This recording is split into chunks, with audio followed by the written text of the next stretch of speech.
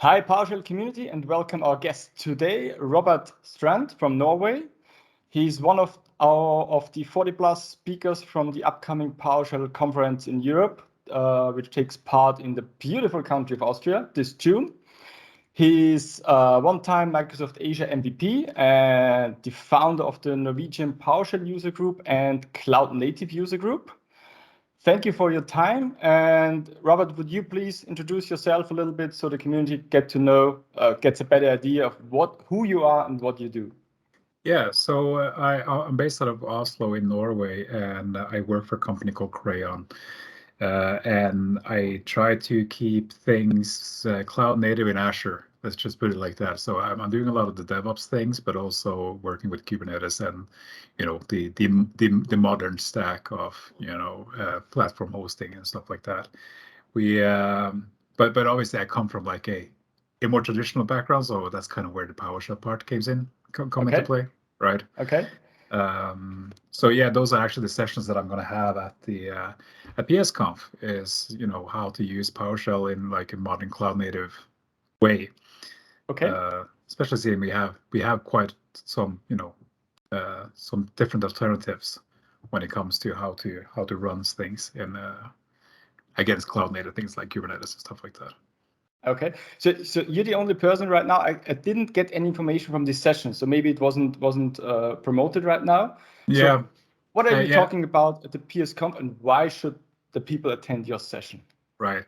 So I have two sessions actually. I have one called PowerShell in the Cloud Native World, where I talk about that, like how can we use PowerShell against like the new modern things, like how can we have that interact with Kubernetes and like I'm trying to kind of bridge the gap between like the people that come from like a PowerShell background and against the modern container-based API-based data, everyday work that we gotta do, us who work in cloud native.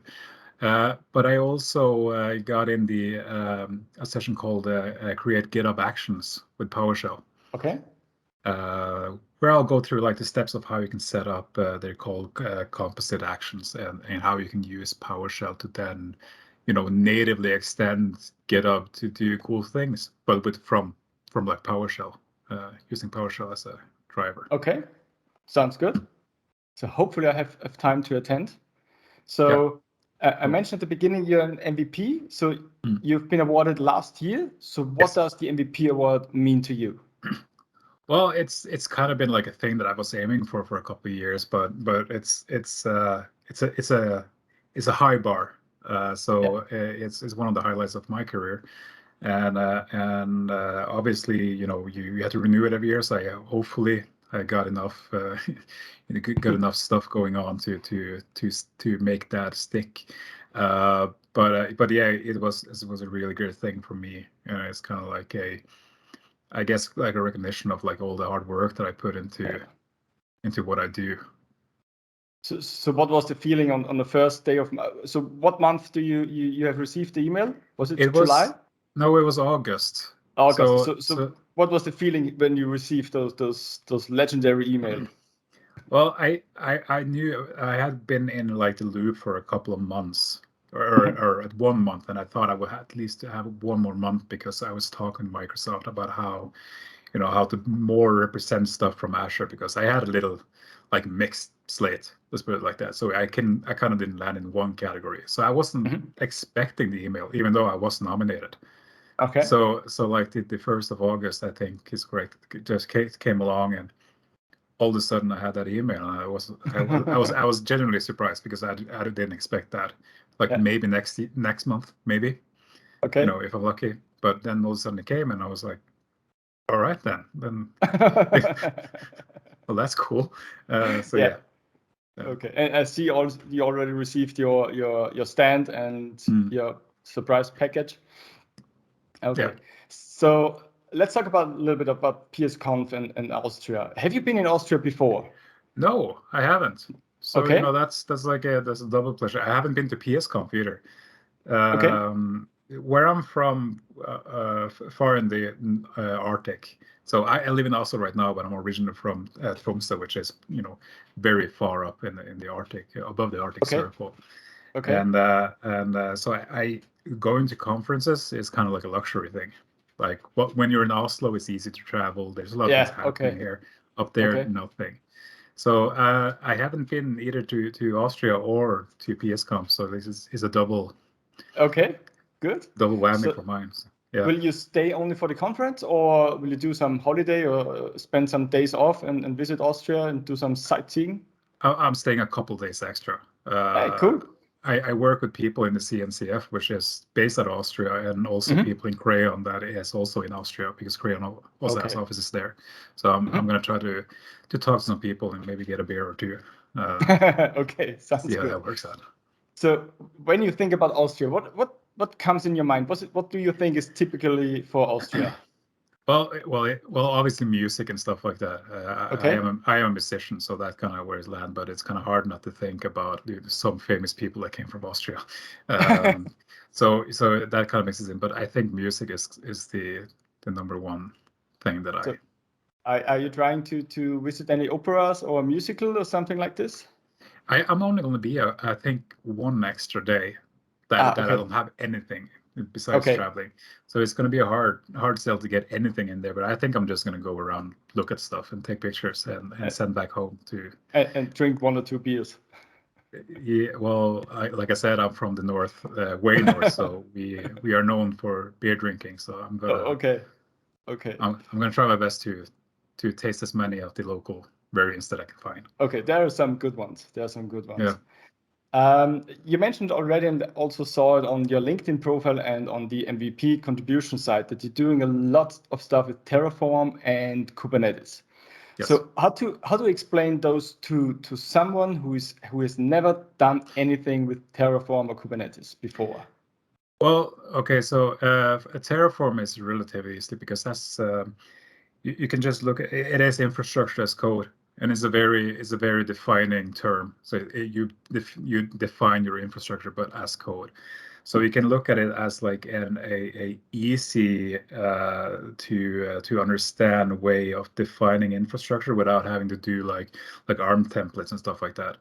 So you just have this is my resource. It's called this. It's supposed to be here. Also, it integrates into another resource and so on and so forth. So it's just a really easy way to define.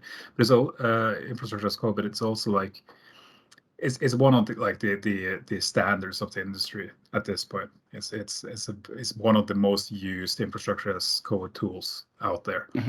So I highly recommend to look into that if that's the kind of thing that you're doing. And Kubernetes is kind of harder because it means a lot of things to many people.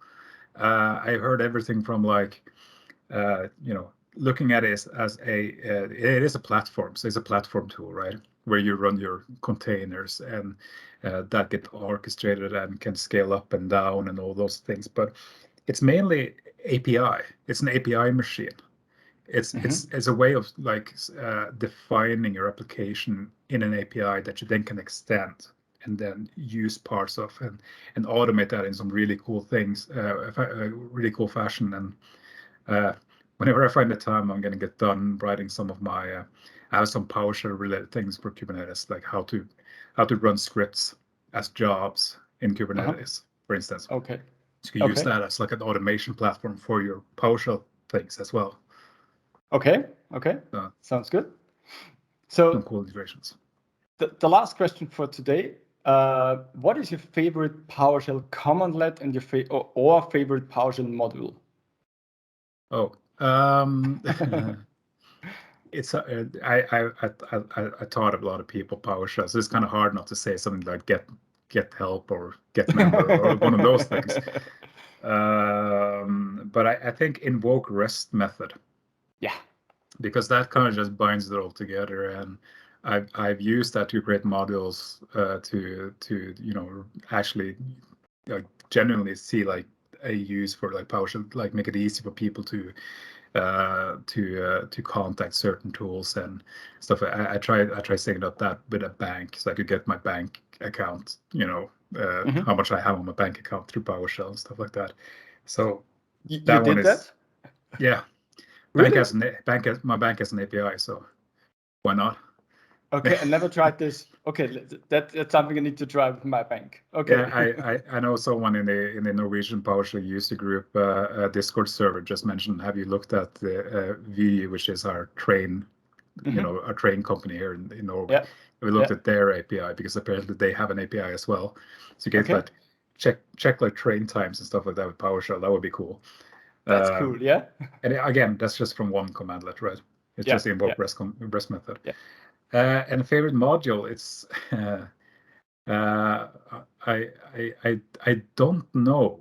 I guess is the answer to that.